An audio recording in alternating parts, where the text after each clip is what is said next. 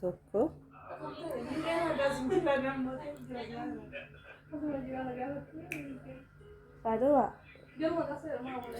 kanuma jalqabamaa tokko lama sadi afur shan jaha hojjanna jechuudha. Isi jalqabaa kana deebinee osoo as keessa fudhatiin asumatti gad deebinee mana jalqaba fudhanne san keessa baafannaa takka lama sadii deebinee as keessa fudhannaa kirosheetii lama san tokko lama tokko lama tokko lama haaluma kanaan marsaa isaa waliin geenya jechuudha. Barbaachisaa ta'u 12 hojjanna. Immoo yoo guddaa hojjechuu barbaanne 24 illee hojjetamu ni jira. 18s 16s akkuma daanteeliin hojjennu saniin jechuudha. Kanaaf anamma marsaa waliin ga'ee waliin dachaana. Kunooti wal geessinee jirra jechuudha. Amma ka jalqaba sansalata sadii ol hojjenne san takka lama sadii ol lakkoofne asumaan wal keessa fudhannaa jechuudha. Akkanatti mataa walitti qiine ammas akka haarawaatti irii ol tokko lama sadii fudhannaa jechuudha. Deebinee akkuma daanteelii hojjechuu hennuu sanitti murteessaan isaa amma immoo barbaachisaa ta'u yeroo lama lama waraannutu jira. Kammoo dhiifnee takka takka irra utaallee waraannutu jira. Akkuma fedhii kennaati amma animee akka haarawaatti lama lama fudhadhee mana tokko keessa lama waraanata marsaa isii waliin ga'ee akkuma ammaa kana walitti dachaanaa isiniin jedha. Haaluma kanaan kunooti ammallee walitti dachaane akkuma yeroo jalqabaa san marsaa takka lama sadii ol lakkoofne as keessa fudhannaa jechuudha.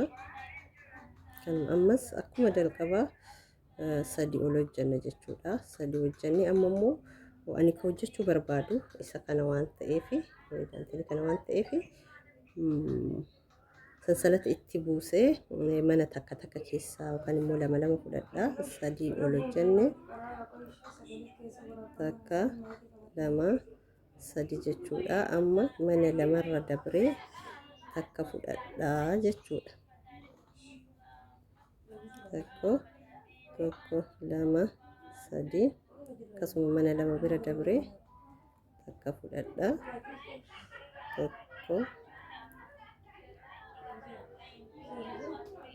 lama sadii akkasuma takka lama bira dabree takka fudhadhaa jechuudha. Akkanuma haaluma kanaan marsaa waliin geenne ihaa ammallee akkanumatti jechuudha. Takka takka lama lama dabraa sansalata hojjedhee kuni sadii takka takka hojjetaa jechuudha. Mana takka takka lama lama irra dabraa hojjedhee dhufee ammallee asitti tokko lama sadii kana ol laakka'ee asittillee akkuma duubaa dhufeen sadii hojjetaa dhufe sadii fudhadhee as keessa duuman xalafiin tokko lama sadii ol laakka'ee ammas akkuma yeroo jalqabaa keessa xalafuu san akkanumatti keessa xalafadhaa. Ammallee deebiseetumaan lama sadii afur shan jaha maaliifi tana jechuudha. Sadii tana jechuudha. Sadaffaan tun akkuma sansalanni marti hojjetamtu isiin tun immoo irii ol ta'u hojjedhu hisaaba sansalata sadii tanaa jechuudha. Sumaan keessa deeffannee lammataa daanteeliin ani hojjedhu duubarraa ufafoo gara ufafoo kan achi deema duuba asumaa jalqaba jechuudha. Deebi'ee gara fuulduraa kana mana lamaa sadii hojjedhaafii jechuudha. Dhawaata ol guddataa deemu mana lama fudhataa fi deema asii asumaa jalqabee fuuldura isaa kanatti immoo itti fudhataa deema. Deebi'ee ammallee akkuma irraa sansalata lama sadii hojjedhee ammas asumaa fudhadhee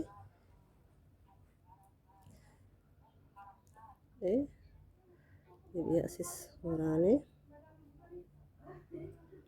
tokko fuuldura isaa kanatti lama fudhadhaa jechuudha. Waata ol deemu lama fudhataa sadi fudhataa akkasitti guddataa deemaa jechuudha. Ammallee marsaa waliin ga'ee walitti dachaana. Kunooti ammas walitti deebinee jirra jechuudha. Haaluma jalqaba yeroo jalqabaa argine sanitti ammallee sansalata sadiin hojjedhe tokko lama sadi ol laakkaa'eet asumatti walitti qabsiisaa jechuudha. Ammas sadi hojjedha firii ol sadi hojjedhe akkasumatti sadi afur shan jaha firii ol fudhadhaa jechuudha. Akkuma reefiisan difnee asii fudhadhaa ammallee tokko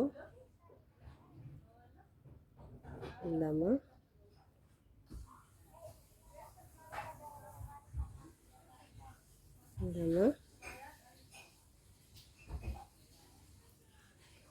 sadii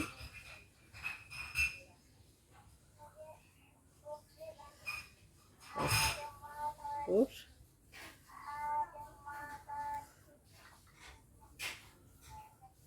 shanii haaluma kanaan jechuudha. Itti fufaa ammallee marsaa waliin gaa jechuu maaliif ani itti fufaa marsaa waliin gaa wanti isin jedhuufi yoo itti walitti dhaabee ka hojjedhu taate sa'aatii dheeraa guyyaa dheeraa namarraa waan fudhatuuf akkasitti waliin miiltu jechuudha. Haguma xiqqoo namoonni as dura hojjetanii beekan ni beeku jechuu haala ittiin diizaayinii xiqqoo laaluu barbaadanii namoota hin beeknetu xiqqoo namannaa jedha. Ufafuu immoo tiitoriyaalii baay'ee qopheeffadhee namoonni hin beeknellee irraa barachuu ka barbaadan yoo jiraate suutaan xiqqeessee barsi akka indiraa sirriitti namni baratutti gadi dhiisa. Isiniin jechuu barbaada asumaani kana fakkaatti marsaa waliin ga'ee walitti deebinaa. Kunooti walitti dachaane ani xiqqoo akka jabaattu barbaade daqiiqaan akka malee na jalaa dheeratee waan jedheefi akka jabaattu barbaade amma asumarraan diimaa itti fufaa. Diimaa sansalata sadii hojjetadhee jira. Asitti tokko lama sadii ol laakka'ee tiniin akkuma yoo reef jenne san kanuma keessa fudhannee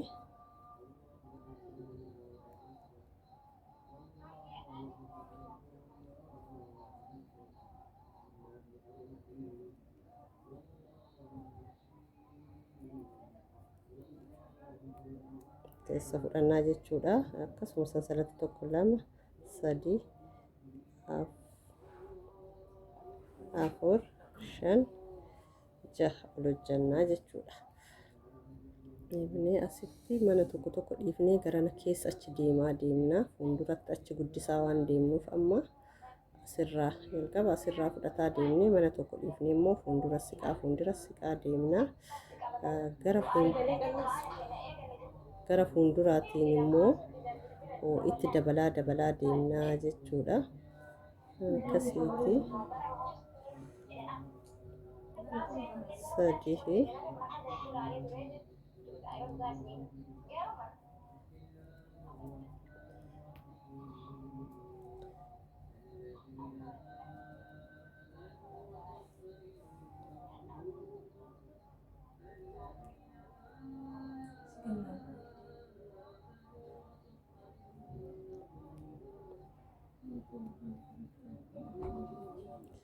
haaluma kanaan deemaa jechuudha. Yeroo dhugatti viidiyootu akka malee na jalaa dheerataa waan jiruufi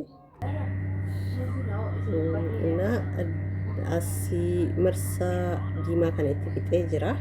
Ammallee gurraachatti jalqabee hiriyoon sansalatuma yeroo duraa hojjedhu akkasuma sanitti hojjedhe isii jahaa jechuudha. Shan hojjedhee jira jahaa.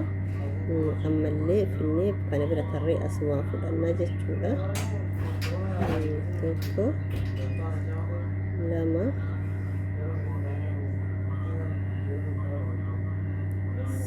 sadii gurraachi immoo beektanii diizaayinii yookaan immoo viidiyoo hojjechuu fi namatti hin tolu. Maaliif hin beeksisu manni isaa yoo abbaan hojjetu sun beeke malee namatti hin beeksisu jechuudha. Haalli isa itti hojjetanii namni yoo isarraa laalee hin baradha jedhe nama dhiba xiqqoo nama haarawa baratuuf akkasitti kanas akkasumatti marsaa waliin ga'ee walitti deemna. Daqiiqaan ani barbaadu muluu na jalaa dheerate waan ta'eef akka daqiiqaan hin dheeranne maafi isin jalaa gabaabsee dafee cufaa jechuudhaani akkana hagana geette jirti jechuudha.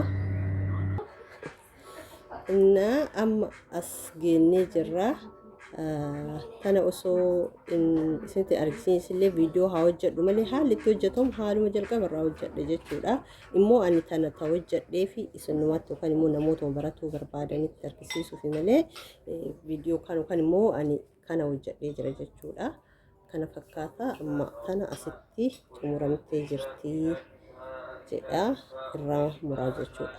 Wanni an tana hojjedhee viidiyoo margisiisuuf malee viidiyoon yoo dheeratellee na jedhaan namni ilaaluuf hin hiikata. Kanumaa fi waan gabaabduu tana hojjedhee isin jedha. Viidiyoo kiyya laayik, sheer, koomentii godha. Na jajjabeessaa isin jedha asumaani galatoomaa. Assalamu alaikum warahmatullahi wabarakatuh. Jirtu hordoftoonni Marimaa Ahmed jalatti argamtan hundi keessanuu kottamee har'aa waa waliin hojjannaa. Kunillee daanteelii afaan Amaariffaan isa jedhamu sani an afaan Oromootiin waan jedhamus irraa hin beeku. Daanteelii hojjechuu fi wanni nu barbaachisu kirrii anata gurraacha, diimaa fi adiidha. Ittaansee kirooshii fi maqasiidha jechuudha. Kaanii walitti dachaana